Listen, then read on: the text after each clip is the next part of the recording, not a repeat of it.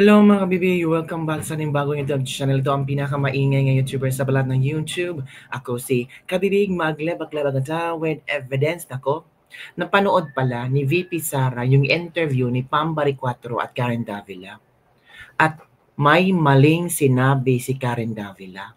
May ipinakalat na fake information si Karen Davila. Nako Karen Davila, ang dami mo nang ginawa kay VP Sara ha. Akala kasi ninyo na hindi papanoorin or hindi i-take down notes ni VP Sara ang mga sinasabi nyo. Mainstream media pa naman kayo na kayo ang nagbibigay ng di umano'y totoong impormasyon. Pero bakit sinupalpal kayo ni VP Sara? If still naalala nyo kabibig, ang statement ni Karen Davila nung in-interview niya si Pambari 4. Nako, ito ha. Balikan natin kung ano yung tanong ni Karen Davila kay Pambari 4 hinggil sa confidential funds ni VP Sara kung saan perfect ang pagsagot ni Pambari 4. Ito na. Ano talaga yun sa buhay, no? Still a Duterte country. Oh. So I want to ask you, Pam, no, what do you make of these corruption allegations against Vice President Duterte? I mean, you were from the private sector. We know that in corporate, you have to be transparent. Corporations will not tolerate any form of corruption. And I believe hindi ka naman politiko talaga. Corporate ang background yung mag-asawa. Yung vice president that does not want to answer how she spent her confidential funds. Does not want to answer how she spent her confidential funds. Yan ang statement ni Karen Davila. Nako, ito ang sagot ni VP Sara sa'yo, Karen Davila. Gamitin ang logical thinking. Gamitin ang utak. Huwag puro paninira. Para lang talaga ang siraan nyo si VP Sara na hindi daw sumasagot si VP Sara hinggil sa confidential funds. Ito ang sagot ni VP Sara. Sagot ni VP Sara kay Karen Davila sa pagsasabing she refused to answer confidential funds. Karen? One question. So I do not understand saan nanggagaling yung sinasabi nila that I refuse to answer because nandoon yung mga personnel ng OVP, lahat ng tinawag nila nandoon, and nasa Commission on Audit ang lahat ng papers ng confidential funds. So, it's not true na ayoko sumagot. Wala silang sagot. Tagalogin ko na lang yung sagot ha. Actually, nagtataka ako sa narrative nila. There was one time, meron akong narinig na interview sa isang tao na nagsabi siya na how can you support the Vice President when she refuses to answer the question about confidential funds? You know yun. Diba si Karen Davila? Siya, yun ang narrative niya. Baka yun ang pagkaintindi ni Karen Davila sa mga pangyayari noong Quadcom, noong investigasyon tungkol sa confidential funds. Baka hindi talaga nahimay-himay ni Karen Davila kung ano ang nangyari. Baka kulang lang ang pag-understand ni Karen Davila nung si VP Sara ay ayaw mag-oath, si VP Sara ay in-explain ni VP Sara lahat-lahat na nangyari at sana gamitin natin ang ating brain cells o mahiya naman tayo. But if you can remember, umattend ako sa hearing ng House of Representatives. Correct. Una, umattend ako. I refused to take an oath because wala naman sa rules nila. But wala silang tinanong sa akin kung maalala nyo, i-review ninyo yung hearing. Not one question was asked of me. And then the next time na umattend ako para samahan yung mga... I think kabibig totoong sinabi ni VP Sara. Oo nga, if you still remember Quadcom, wala talagang nagtanong kay VP Sara na ganito, paano mo ginamit ang confidential funds, magkano ang confidential funds, may dokumento ka bang ipapakita na ganito yung paggamit ng confidential funds. If you still remember the Quadcom, ang tinatanong nila yung mga OVP, yung mga empleyado ng OVP, yung COA, yun ang ginigisa nila. To the end na yung si Attorney Zulaika ay na-contempt. Yung isa din na ni VP Sara na-contempt. Ang dami pina-contempt nila. Pero hindi sila nagtanong kay VP Sara. In fact, si VP Sara ang may alam kasi siya ang vice presidente. personnel ng OVP na sumasagot naman. Totoo. Nasasagot din naman nila yung mga tanong. Tapos when I requested that I assist the personnel of the OVP, sabi nila hindi pwede pag hindi ka mag-oath, diba? So sabi ko, okay, let's do this. I'll take an oath. Totoo yan. Ito na yan, nag-oath si VP Sara. Kasi tumutulong siya sa mga personnel ng OVP na ginigipit nila eh. Never ask one question. So I do not understand saan nanggagaling yung sinasabi nila that I refuse to answer because nandoon yung mga personnel ng OVP, lahat ng tinawag nila nandoon. In fact, kinulong pa nga nila si Yusek Laika Lopez. Nandoon ako. I protested sa kanilang anong tawag dyan? Sa kanilang rules na ang pinapagawa nila sa akin ay wala sa rules nila. And then the next time around, even if may protest ako sa rules nila, I said, okay, sige, if you want an oath, I'll give you an oath. But did they ask a single question? Wala. Silang tinanong sa akin. I-review nyo yun. Wala. So, hindi sa ayaw ko sumagot. Wala silang tanong during the hearings.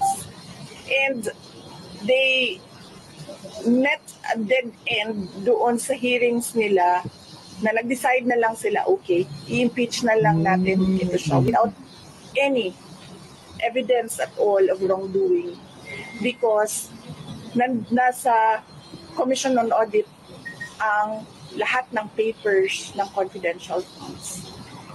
So, it's not true na ayaw ko sumagot. Wala silang tanong. There you go. Kaya nga, diba? Kaya nga sinasabi nila, mag-impeachment na lang tayo para masagot niya. Correct. And that is wrong. Diba? Bakit ka naman mag-impeachment just to fish for wrongdoing? Diba, ito din mga sinasagot ng mga kongresista. Pumirma kami kasi para masagot ni VP Sara yung tanong tungkol sa confidential funds. Pumirma kami para ma-explain ni VP Sara yung tungkol sa confidential funds. So it means, yung ginagawa nilang investigasyon sa Kongreso, it means wala silang nakuha. Wala ni isa na posible nilang ibato kay VP Sara. So, ang ginawa nila, i-impeach VP Sara para mailagay sa Senado, and si Toby Tiangco nagsalita na rin tungkol sa impeachment. In fact, meron pa silang ginagawa ngayon kasi they counter the dead end doon sa committee hearings nila sa Congress. Meron silang binuksan na inquiry na naman ngayon na pinapatawag nila, hindi ang House of Representatives, ibang government agency na gusto nila kausapin ang personnel ng Office of the Vice President. Na sabi ko, once you send that letter of invitation, we will say no.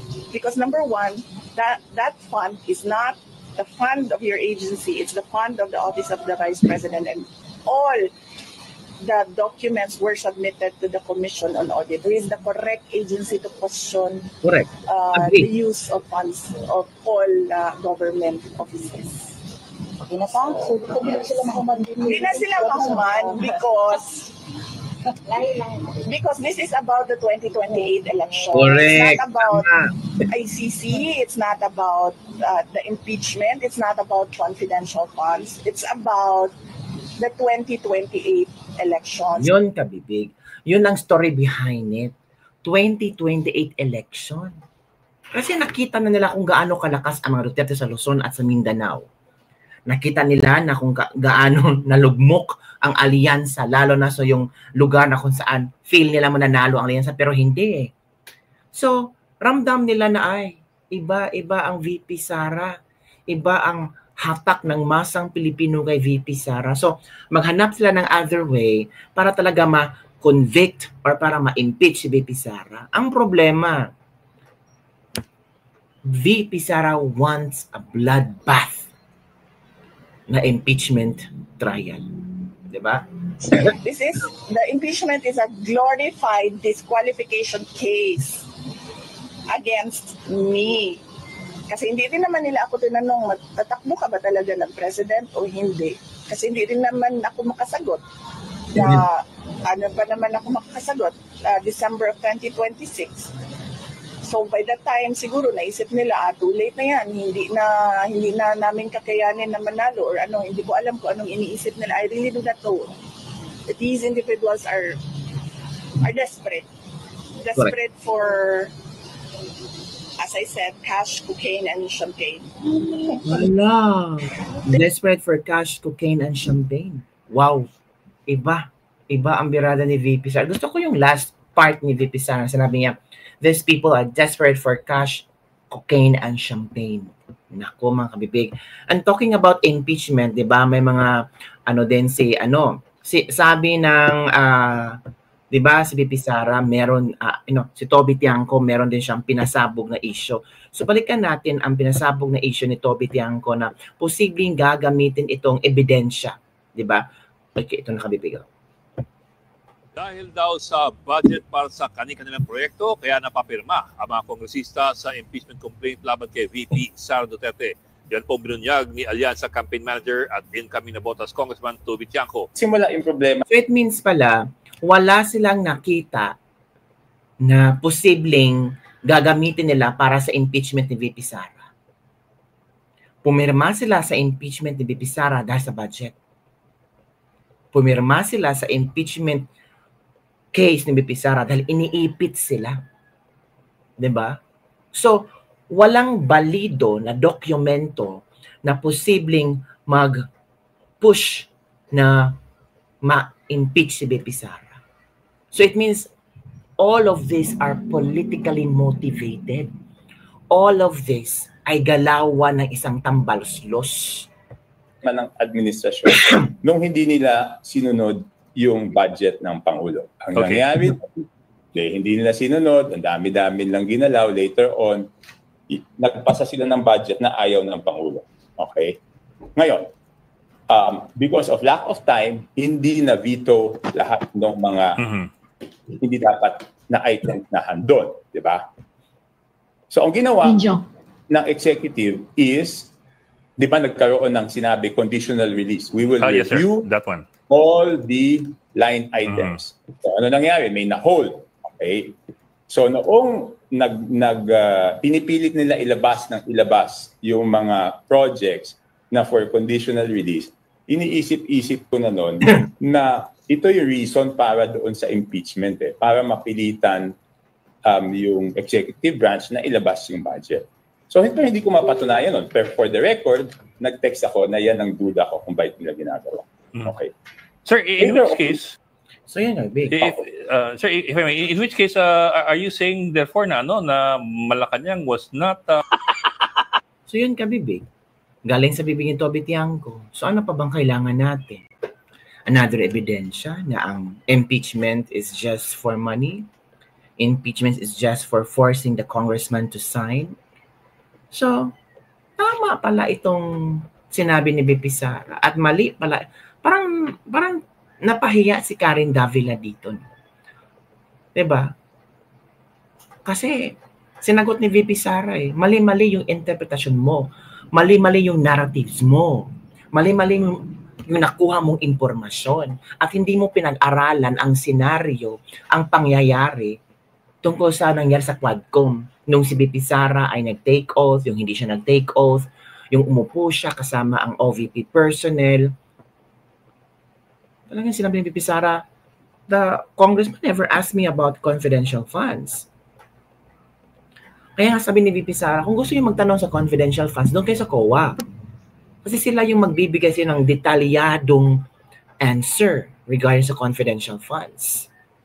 So paano yan, Karen? Pinahiya ka pa ni Bambari 4. Ngayon sumagot na si VP Sara, ikaw na naman ang napahiya. Parang yung credibility mo parang lumulutang. Sabi ng ating mga netizen, naku Karen, paano yan? Di ba? Bumpanes si Karen Davila. Napahiya na naman si Karen Davila. So palpal, ay ako pa si Karen, mag-walk out ka na. Kasi nakakahiya ang ginagawa mo. Paano yan, kabibig? Naku po, mga kabibig. Yan lang po ang ating Ladies Lebak-Lebak for today. Paano kaya Natawa na lang ako kay Karen Davila. Maybe the manner of asking question to Pambari 4, pero hindi naman ibig the manner of formulating a question, pero mali naman eh. Kasi before you ask that questions, make sure na pinag-aralan mo yung tanong at naka-research ka na regarding sa question. Kasi baka masupalpal ka, ito nasupalpal si Karen Davila. Mali-mali ang mga impormasyon, mali-mali ang mga narratives. Sino mapahiya? Si Karen Davila. Diba? So yun lang ang bibigyan ating Let's Libag-Libag for today. Don't forget to like, subscribe, and share this video para sa mga latest trending news. Bye everyone! See you next time!